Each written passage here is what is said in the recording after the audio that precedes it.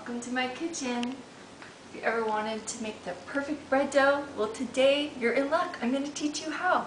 We're going to we're going to add the ingredients and we're just going to give you the perfect bread dough that will rise beautifully to make your bread luscious. Okay, so what we're going to do first is the temperature of the water. Now the temperature of the water is right if you put it on your wrist and you can't feel it. You know, that's the perfect temperature for helping your yeast to rise. And this is our yeast. And it's going to be so happy in that water. If it was too hot, it would have kind of a yeasty flavor that would make your bread taste kind of off. If the water's too cold, it will work. It just takes much longer for your bread to rise. And lots of times us mothers are on a schedule.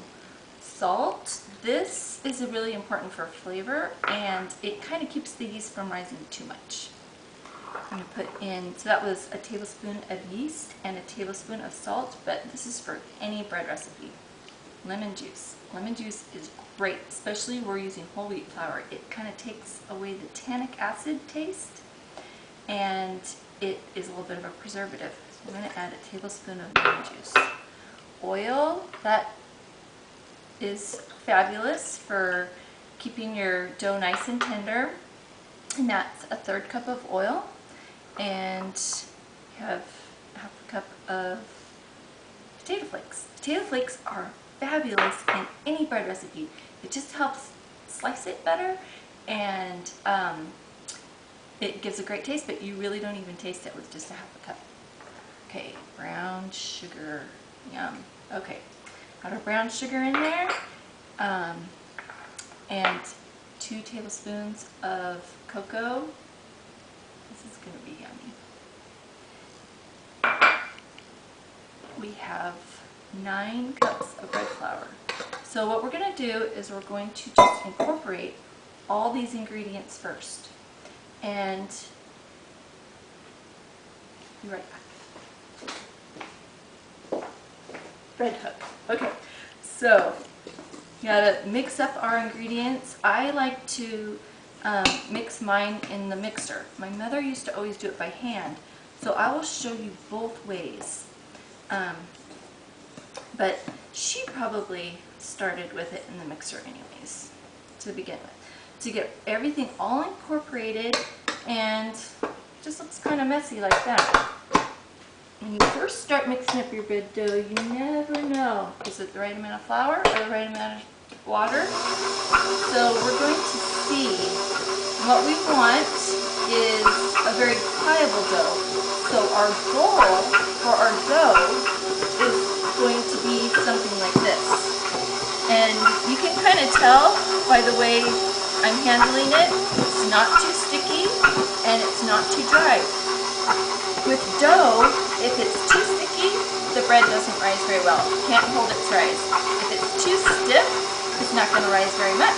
It's going to not have the flexibility to do that doubling that it needs to do in its rise. So this is about perfect. It's a beautiful, beautiful dough. I like to knead mine for 5 to 10 minutes. Sometimes I'm multitasking, I leave it. Sometimes I'm in a hurry, so I just do the 5 minutes. It takes a long time to get it just right. But what kind of affects the dough is the temperature of the day. Maybe the humidity or the dryness. So if it's a humid day, you're going to add more flour. If it's a dry day, you're going to add more water. So I'm just going to keep kneading that until it's all incorporated, but I'll show you how to knead it by hand if you want to knead it by hand. So this would be if you were doing it the old-fashioned way, which is the way my mom learned from her grandmother. My grandmother had a bakery in Salt Lake, and she lived above her bakery, and so every morning she'd go down and she'd make her bread dough. And when my mom was just married, she asked Grandma for a bread making lesson, and that's the bread that I grew up with. My mom would make 5 loaves of bread at one time, and we'd come home from school and we'd have this beautiful bread waiting for us. We called it inhaling the bread. We used to eat it and we loved it. This is the technique for making a good bread dough. And you can tell this is kind of sticky, right? So I'm going to add a little more water, more flour. And if it got too dry, you just add a little more water. But this is the old-fashioned way of making bread, and anybody can do this.